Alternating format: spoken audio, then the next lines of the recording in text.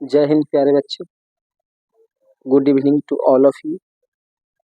हम बिहार बोर्ड के बच्चों के लिए केमिस्ट्री का सब्जेक्ट जो शुरू किए हैं उसका ये पार्ट 3 होगा। अगर 2 पार्ट नहीं देखें तो इससे पहले 2 पार्ट आप जरूर देखें, पार्ट 1 पार्ट 2 देखें और ये आपका पार्ट 3 होगा। तो आइए इसको हम देखते हैं। इसमें क्या है, कल हम पढ़े थे रासायनिक अभिक्रिया क्या है, पिछले पार्ट में रासायनिक समीकरण क्या है ना, वो सभी चीज़ों को हम कंप्लीट किए थे। अगर नहीं देखे तो आप उसे जरूर देखें। आज के इस क्लास में हम लोग देखेंगे कि जो रासायनिक समीकरण लिखा जाता है तो उसके लिखने के क्या क्या नियम है। रासायनिक समीकरण जो लिखा जाता है तो उसके लिखने के क्या नियम है। जैसे हम एक रासायनिक समीकरण यहाँ पे लिख रहे हैं, जैसे यहाँ पर हम लिख लिए सोडियम और यहाँ लिख लिए ऑक्सीजन, तो ये बन गया सोडियम ऑक्साइड। ठीक है जी। तो इसके लिखने के क्या क्या नियम होते हैं, ये रासायनिक समीकरण यही है ना, तो इसके लिखने के क्या क्या नियम होते हैं आइए समझते हैं। तो देखिए जी, रासायनिक समीकरण लिखने के नियम जो है इस तरह से लिखा हुआ है, आप एक एक करके समझेंगे। अभिक्रिया में भाग लेने वाले अभिकारकों को, देखिए जी आपको हम कल बताए थे कि अभिक्रिया में जो भाग लेता है उसको बाएं तरफ लिखते हैं, इसको हम बोलते हैं अभिकारक। इसको इंग्लिश में बोलते हैं रिएक्टेंट। और ये जो बनता है ना, इधर होता है तत्व, ये जो बनता है ये होता है यौगिक, तो इसको हम बोलते हैं प्रतिफल। इंग्लिश में इसको बोलते हैं प्रोडक्ट। ठीक है जी, एक बार देख लेते हैं कैमरा। हाँ ठीक है। तो जरा समझेंगे, ये होता है अभिकारक, अभिक्रिया में भाग लिया जिसको अभिकारक कहेंगे, जो बना उसको कहते हैं प्रतिफल। तो यहाँ क्या लिखा है, अभिक्रिया में भाग लेने वाले इधर होना है, देखिए भाग लेने वाले अभिकारकों का, अभिकारक इसको कहते हैं, उनके संकेत के रूप में, देखिए उसके संकेत के रूप में लिखे हैं, सोडियम का संकेत N, ऑक्सीजन का O2 के रूप में बाईं ओर लिखना चाहिए। ये हो गया दाईं ओर, ये हो गया बाईं ओर। तो देखिए बाईं ओर लिखा हुआ है कि नहीं, तो पहला नियम में हम क्या लिखेंगे कि जो जो अभिक्रिया में भाग लेता है उसको अभिकारक कहते हैं, अभिकारक को संकेत के रूप में लिखना चाहिए किधर, बाएं। तो ये पहला नियम हो गया लिखने का। दूसरा नियम क्या कहता है, अभिकारक के बीच धन चिन्ह लगाना चाहिए। मान लेते हैं अभिकारक एक से अधिक, हमेशा एक से अधिक होगा क्योंकि एक तत्व एक साथ अभिक्रिया अकेले अभिक्रिया करेगा नहीं, तो कम से कम 2 या 2 से अधिक तत्व होगा, तो इसके पीछे हमेशा धन चिन्ह लगाना चाहिए, यानी प्लस का चिन्ह लगाना चाहिए। दूसरा नियम। तीसरा नियम है कि अभिक्रिया के बाद जो बने यौगिक है, नए यौगिक, जैसे ये दोनों अभिक्रिया किया तो नया यौगिक कौन बन गया, सोडियम ऑक्साइड ही बना। ठीक है, तो नए यौगिक में उसके सूत्र के रूप में दाईं ओर लिखना चाहिए। देखिए बना कौन चीज, सोडियम ऑक्साइड, तो उसका सूत्र लिखेंगे N2O। आप किधर लिखेंगे, बाईं ओर नहीं दाईं ओर, अभिकारक को बाईं ओर और प्रतिफल को दाईं ओर। तो ये हो गया आपका तीसरा नियम। यदि प्रतिफल के बीच एक से अधिक यौगिक हो, देखिए इसमें तो एक ही यौगिक है, मान लेते हैं कि एक यौगिक और बन जाता है जैसे H2, तो इसके बीच में हम धन का चिन्ह देते हैं, वही यहाँ बोला जा रहा है। यदि प्रतिफल के बीच एक से अधिक यौगिक बने, यदि प्रतिफल के बीच एक से अधिक, यदि प्रतिफल एक से अधिक यौगिक बने तो उनके बीच धन का चिन्ह आना चाहिए। जैसे प्रतिफल मान लेते हैं एक ये बना है ना, इसको बोलते हैं प्रतिफल, तो एक बना है तो ठीक है, तो इतना ही रखेंगे। लेकिन अगर मान लेते हैं कि एक और कुछ बन गया इधर, कुछ मान लेते हैं H2O, तो इसके बीच भी धन लगाना चाहिए, धन का चिन्ह यानी प्लस का चिन्ह लगाना चाहिए। ठीक है जी, बस इसको देखना है, एग्जाम के लिए उतना ज्यादा इंपॉर्टेंट ये है नहीं, जहां जहां इंपॉर्टेंट होगा हम VVI करते चलेंगे, लेकिन मेरा प्रयास होगा कि पूरा संपूर्ण बुक आपको पढ़ाएं ताकि कुछ भी आपसे छूटे नहीं।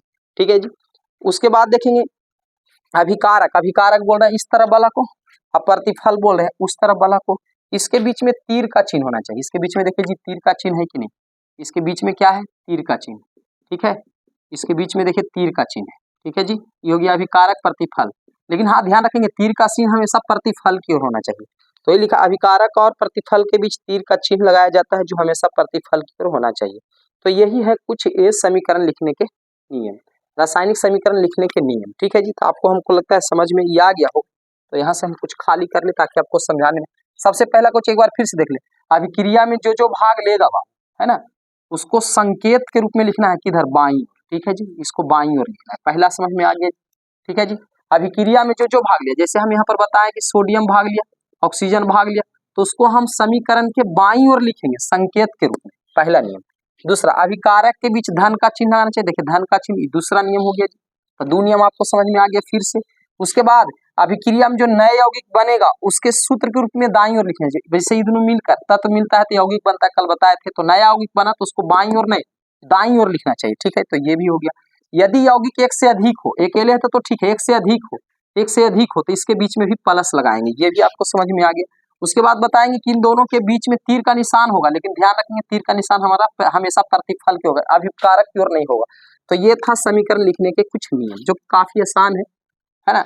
अगर एग्जाम में पूछे तो आप लिख सकते हैं, लेकिन उतना इंपॉर्टेंट है नहीं, लेकिन फिर भी आपको तैयार होना चाहिए, क्योंकि एग्जाम किसी के बाप का होता नहीं, कहाँ से क्या पूछे पता नहीं, लेकिन एक से बार पढ़ेंगे एग्जाम से पहले तो आपको अच्छा रहेगा। आप देखेंगे ई क्या कर रहा है, रासायनिक समीकरण से प्राप्त होने वाली सूचना। ये जो हम रासायनिक समीकरण यहाँ लिखते हैं, कोई भी रासायनिक समीकरण, यहाँ पर हम कोई भी रासायनिक समीकरण लिखते हैं, जैसे सोडियम लिख लेते हैं, है ना, और यहाँ पे हम लिख लेते हैं आपका क्लोरीन, ठीक है जी, तो इससे बन जाता है NaCl। तो आपको हमको बताना है, इसका हम बैलेंस कर ले, तो ये आपका है, हम करते हैं 2 यहाँ 2, तो इससे क्या क्या सूचना प्राप्त होता है, उस सूचना हमें बताना है ना। रासायनिक समीकरण से क्या क्या सूचनाएं प्राप्त होती है, तो रासायनिक समीकरण से प्राप्त होने वाली सूचनाएं, तो देखिए फर्स्ट में लिख रहा है कि यह अभिकारकों एवं प्रतिफलों के बीच संकेत या सूत्र की जानकारी देता है। हाँ जी, देखिए ई है अभिकारक जी, हम बता चुके हैं कि इधर वाला को कहते हैं अभिकारक, अंग्रेजी में रिएक्टेंट, इधर वाला को कहते हैं हम प्रतिफल जी, इसको कहते हैं प्रतिफल, ठीक है जी। तो क्या करता है, सबसे पहले तो अभिकारक के सूत्रों का जानकारी दे देता है कि हाँ जी, सोडियम का सूत्र होता है Na, क्लोरीन का होता है Cl, और सोडियम क्लोराइड का होता है NaCl, जिसको साधारण नमक कहते हैं। तो पहले तो सूत्र या संकेत, या सूत्र बोले या संकेत बोले, उसकी जानकारी दे देता है। सबसे फर्स्ट में वही लिखा है कि यह अभिकारकों एवं प्रतिफलों के संकेत या सूत्र की जानकारी दे देता है, ठीक है जी। दूसरा, यह बताता है कि अभिक्रिया में कौन से तत्व भाग ले रहे हैं और कौन से यौगिक बन रहे हैं, सही बात है, ये बता देता है। दूसरा जानकारी हमें क्या मिलता है, इससे क्या सूचना प्राप्त होता है कि इसमें कौन कौन भाग ले रहा है। तो देखिए हमको सूचना प्राप्त हो गया कि सोडियम भाग ले रहा है, ठीक है जी, और कौन सी भाग ले रहा है, क्लोरीन भाग ले रहा है, तो ये सूचना हमको प्राप्त हो गया। अच्छा, इससे कौन सा यौगिक बना जी, तो यौगिक सर सोडियम क्लोराइड बना, सोडियम क्लोराइड बना, है ना, जिसको हम खाने वाला नमक या साधारण नमक कहते हैं, क्लोराइड बना। तो इसकी सूचना मिल जाती है कि कौन कौन भाग लिया, कौन कौन बन रहा है, ठीक है जी। तो बिल्कुल आसान है ना।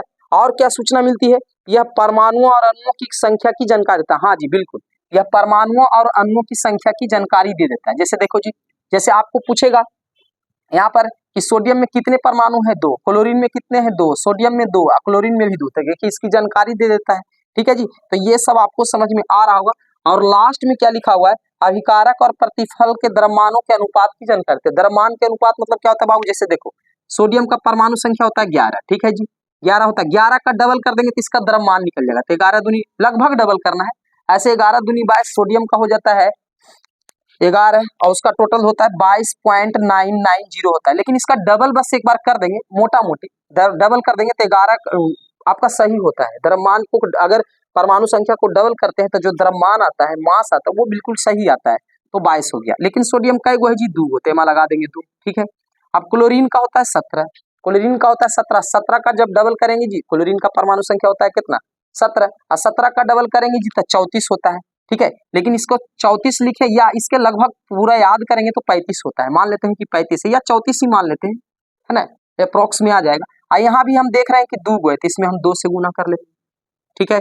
तो इधर का आपका आ गया, कितना आ गया जी, इधर का आ गया बैदूनी 44, अब प्लस बीच में तो प्लस लगाएंगे, ये कितना हो गया जी, 34 दूनी, है ना, कितना हो गया 34 दूनी आपका 68 हो गया।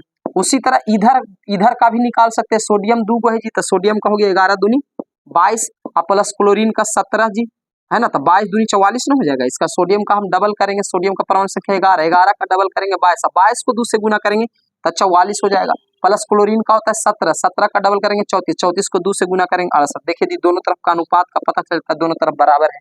तो यही सब सूचना आपको पता चलता है किससे, रासायनिक समीकरण से।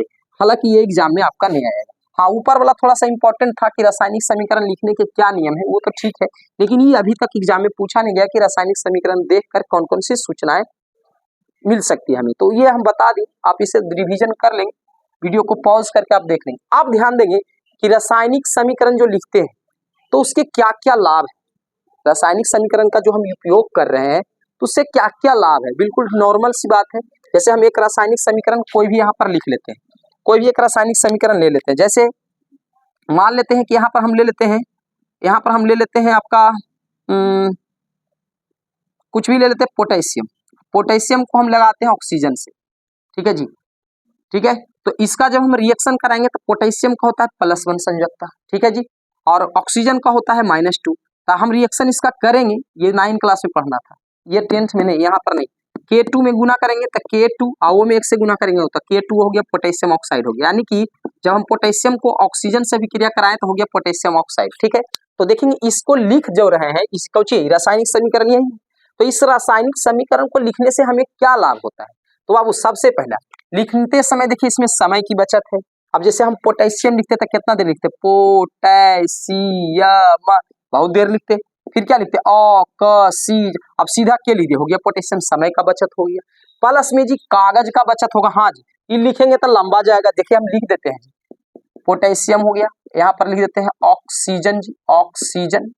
उसके बाद हम लिख देते हैं potassium oxide, potassium oxide, oxide. आप बताइए जी, ये हो गया शब्द समीकरण, ये हो गया रासायनिक समीकरण। बोलो कौन जगह को कम लिया, तो ये जो है जगह ज्यादा ले रहा है, ये ज्यादा कम जगह ले रहा है, माने इससे कागज ज्यादा खपत होगी, इससे कम खपत होगी। तो इससे क्या क्या चीज की खपत कम होगी, सबसे पहला तो समय बचेगा लिखने में। देखिए इसको लिखेगा तो ज्यादा समय, इसको लिखने में कम समय लगेगा, तो पहले तो समय का बचत होगा, दूसरी कागज का बचत होगा, तीसरी आपका स्याही का बचत होगा। तो ये तीनों बात आपको लिख देना है। इसे लिखने में समय, कागज तथा स्थान, इसे लिखने में समय, कागज पर स्थान तथा स्याही तीनों की बचत होती है। ठीक है जी, तो इसे लिखने का एक लाभ तो ये मिला। ठीक है जी, दूसरा लाभ क्या है कि इसे संपूर्ण विश्व आसानी से पढ़ सकता है। हाँ जी, इसको लिख रहे हैं संपूर्ण विश्व आसानी से पढ़ सकता है, क्योंकि इंग्लिश में लिखा हुआ है जी, और इंग्लिश वर्ल्ड लेवल लैंग्वेज है, पूरे वर्ल्ड में, पूरा विश्व के लोग इंग्लिश जानते हैं। कोई भाषा, अब देखिए हिंदी तो हिंदुस्तान ही वाला पढ़ सकता है, इसे पूरे दुनिया में हिंदुस्तान के लोग पढ़ेंगे, मुस्कुराएंगे, लेकिन विदेश वाला नहीं पढ़ सकते ना इसको, तो इसको तो सब पढ़ सकते हैं, इंडिया के लोग हो चाहे विदेश के लोग हो, कोई भी सब पढ़ते हैं। तो इसे संपूर्ण विश्व पढ़ सकता है, ये भी एक लाभ है इसको लिखने से, है कि नहीं। इसको अगर ऐसा लिखेंगे तो क्या कोई नहीं पढ़ सकता, इसको लिख देंगे तो इसे सब पढ़ जाएगा। अच्छा, इस समीकरण को देखकर दोनों तरफ द्रव्यमान के परमाणुओं को ठीक ठीक गणना किया, अभी गणना करके दिखाए थे, दोनों तरफ ठीक ठीक गणना की जा सकती है, ये भी एक लाभ है। जैसे पोटेशियम का परमाणु इधर 1 दिख रहा है, ऑक्सीजन का इधर 2 परमाणु दिख रहा है, तो 2 1 कितना हो गया 3, तो इधर भी आपको 3 होना चाहिए। पोटेशियम का 2 दिख रहा है, ऑक्सीजन का 1 दिख रहा था, 2 1 3, देखिए गणना हो गया जी। तो इसकी गणना की जा सकती है कि ये भी लाभ है, तो इसके 3 लाभ है। हम तो देख कहेंगे कि एग्जाम के लिए इंपॉर्टेंट नहीं, बिल्कुल इंपॉर्टेंट नहीं है, लेकिन फिर भी आपको एग्जाम में पढ़ के जाना चाहिए, बिल्कुल पढ़ के जाना चाहिए। आदर्श आइडियल स्टूडेंट का काम यही होता है, बारीकी से एक एक आपको टॉपिक वाइज पढ़ें, और बिल्कुल आसान रहेगा, छोटा छोटा वीडियो में हम सब कुछ देने वाले हैं, तो ये भी आपका हो गया। ठीक है जी, चलिए अब हम देखते हैं कि सर रासायनिक समीकरण लिखने से हानि भी होता है क्या। हाँ सर, तो हानि भी है, हानि को ही कभी कभी लिखा जाता है रासायनिक समीकरण की सीमाएं। इससे हानि क्या है, देखिए भाई, जिससे लाभ हो ना उससे हानि भी है। हानि क्या है, इससे अभिकारक की ओर खर्च की मात्रा, देखिए इस फिर हमको समीकरण बनाना पड़ेगा। यहाँ ले लेते हैं मैग्नीशियम, एक ले लेते हैं ऑक्सीजन, ठीक है जी, तब बन जाएगा मैग्नीशियम ऑक्साइड। इसका बैलेंस करने के लिए हम यहाँ पे लगा लेते हैं। चलिए आप देखते हैं इसमें अभिकारक, अभिकारक बोले थे इधर वाला को कहते हैं, और प्रतिफल, अभी इसमें अभिकारक की ओर खर्च की मात्रा। अच्छा बता सकते हैं, यहाँ सीधा हम जान रहे हैं कि मैग्नीशियम और ऑक्सीजन भाग ले रहा है दोनों अभिक्रिया करने के लिए, 2 तत्व है दोनों भाग, लेकिन ये बता सकते हैं कि कितना खर्च हुआ, आधा किलो मैग्नीशियम है कि 100 ग्राम है कि 250 ग्राम है, ऑक्सीजन कितना है पता चल रहा है, नहीं ना, पता नहीं चल रहा है। तो जो भाग लेता है अभिकारक में उस कितना खर्च हो रहा है अभिक्रिया के समय, खर्च का पता नहीं चल सकता है। प्लस जो प्रतिफल में जो बन रहा है, निर्माण हो रहा है, तो निर्माण में कितना मात्रा पता चल रहा है कि कितना मात्रा में 250 ग्राम बन रहा है, कितना बन रहा है, इसकी मात्रा की पता नहीं चलती है। तो इससे अभिकारक की ओर खर्च की मात्रा तथा प्रतिफल की ओर निर्माण की मात्रा का पता नहीं चलता है। ठीक है जी, तो ये क्लियर है, ये ध्यान रखेंगे। ठीक है, अगला है रासायनिक समीकरण से विस्फोट का पता नहीं चलता। हाँ जी, ये रासायनिक समीकरण क्या आप देख के बता सकते हैं कि विस्फोट होगा या नहीं होगा। हालांकि कई रासायनिक समीकरण ऐसे होते हैं जो अभिक्रिया के दौरान विस्फोट कर जाते हैं, तो समीकरण देख के क्या बताया जा सकता है कि विस्फोट करे, जी नहीं, बिल्कुल नहीं बताया जा सकता, ये भी एक हानि है ना। तीसरा हानि क्या है, जरा सा ये देखें, तीसरा हानि है इस समीकरण से वेग का पता नहीं चल पाती। हाँ जी, क्योंकि आपको पता है कि कोई भी रासायनिक समीकरण होती है, सॉरी रासायनिक अभिक्रिया होती है यानी रिएक्शन होती है, तो उसमें वेग होता है। तो क्या इसको देखकर वेग बताया, जिससे आपने पढ़ा होगा कि सब सोडियम के टुकड़ों को पानी में फेंकते हैं तो फुर्र की आवाज करती है वेग के साथ, तो क्या यहाँ पर वो वेग दिख रहा है। अगर हम सोडियम को ऑक्सीजन से अभिक्रिया करा दें तो क्या यहाँ पर वेग दिखाई दे रहा है जी, नहीं जी, वेग भी दिखाई नहीं दे रहा है। तो बताइए, वेग का भी पता नहीं चलता है ना विस्फोट का पता चलता है। ठीक है, तो यही सब इसका हानि है जी। अच्छा, इससे यह पता नहीं चलता है कि अभिक्रिया दाब पर होने वाला है, प्रेशर इस पर देंगे तब होने वाला है ना, कि ताप हीट देंगे तब होने वाला है, कि अपने से होने वाला है, कि सांद्रण से होने वाला है, उत्प्रेरक किस स्थिति में होने वाला है, ये भी देखकर पता नहीं चलता है। कि गर्मी के कारण रिएक्शन होगा, कि इसको ठंडा करेंगे तब रिएक्शन होगा, इसका भी पता नहीं चल पाता। तो ये भी एक हानि है। अच्छा, इस समीकरण में से ऊष्माक्षेपी या ऊष्माशोषी की जानकारी नहीं मिल पाती। अच्छा, ऊष्माक्षेपी ऊष्माशोषी क्या है? देखिए, कुछ अभिक्रिया ऐसी होती है, कुछ अभिक्रिया ऐसी होती है जो अभिक्रिया करेगी तो काफी ज्यादा गर्म हो जाएगी। जैसे चूना को आप पानी में डालेंगे ना तो क्या हो जाएगा, पानी खौल जाता है, गर्म हो जाता है। तो देखिए वहां पर ऊष्मा निकलता है, तो जो ऊष्मा निकलता है तो उसे कहते हैं ऊष्माक्षेपी अभिक्रिया। चूना जल में अभिक्रिया होती है तो कैसा अभिक्रिया? ऊष्माक्षेपी, क्योंकि ऊष्मा वहां में निकल रही है, गर्मी निकल रही है। ठीक है, उसी तरह ऊष्माशोषी, कुछ ऐसी चीजें ना डालेंगे तो एकदम ठंडा हो जाएगा, ठंडा हो जाएगा, तो उसको कहते हैं ऊष्माशोषी अभिक्रिया। ठीक है जी, तो इसमें ठंडा होगा कि गर्म होगा इसकी पता नहीं चल पाती समीकरण को देखकर, बिल्कुल नहीं पता चल पाती है। आगे है जी, समीकरण को देखकर ठोस द्रव गैस का पता नहीं चल पाता। हाँ जी, समीकरण को देखकर ठोस द्रव का गैस का पता नहीं चल पा रहा है कि ठोस में है कि, लेकिन हालांकि ई वाला अब लिख नहीं सकते हैं, या लिख भी सकते हैं तो कोई दिक्कत नहीं होगा, क्योंकि भाई ठोस द्रव गैस का जब पता नहीं चलता था तो इसका इलाज कर दिया गया है। कैसे? इसका खोज हो चुका है। साइंटिस्टों ने क्या किया है, जैसे मैग्नीशियम ठोस है ना, तो यहाँ पर लिख देता है, पता है क्या चीज? सॉलिड, एस लिख देता है, तो आप देख के पता लगा सकते हैं कि सॉलिड है। तो ये चाहे तो आप इसको हटा सकते हैं, लेकिन आपके बुक में दिया गया तो मैंने डाल दिया ताकि इस पर भी कुछ डिस्कस हो जाए। अच्छा, ऑक्सीजन क्या है बाबू? तो ऑक्सीजन गैस है, तो यहाँ पर साइंटिस्ट लोग अब जी लिख देता है, गैस लिख देता है। ठीक है जी, और ये अगर सॉलिड है तो यहाँ पे लिख देगा सॉलिड, ठोस है। ठीक है जी, अगर द्रव है तो उसके लिए एल लिख देता है। जैसे मान लेते हैं HCl, HCl क्या है जी? HCl अगर मान लेते हैं लिक्विड है तो वहाँ एल लिख देगा। ठीक है जी, अब गैस है तो गैस के लिए कभी कभी इसका भी प्रयोग करता है। ठीक है, तो ये चीज की संशोधन हो चुकी है, समीकरण को देखकर बताया जा सकता है कि ठोस है कि द्रव है कि गैस है ना, लेकिन इसका पता पहले नहीं चलता था, इसलिए पहले से बुक में दिया गया। तो आप ये 5 लिख सकते हैं हानि। ठीक है जी, तो ये था आज का रासायनिक समीकरण से क्या लाभ है, क्या हानि है, कौन कौन सी सूचनाएं पता चलती है, प्लस रासायनिक समीकरण को कैसे लिखा जाता है, क्या क्या चीज पढ़ लीजिए, ध्यान देंगे। 4 चीज अभी हमने पढ़ा रासायनिक समीकरण से संबंधित, कि सर रासायनिक समीकरण को कैसे लिखेंगे, पहले तो लिखने का नियम। दूसरा हमने पढ़ा रासायनिक समीकरण से कौन कौन सी सूचनाएं पता चलती है, कौन कौन सी जानकारियां मिलती है। तीसरा हमने पढ़ा कि रासायनिक समीकरण के क्या हानि है। चौथा हमने क्या पढ़ा, रासायनिक समीकरण के क्या लाभ। अगर नहीं समझ में आया तो वीडियो को रिपीट कर लेंगे और इसके बाद हम अगला नेक्स्ट पार्ट में देने वाले हैं। ठीक है, आज के लिए इतना।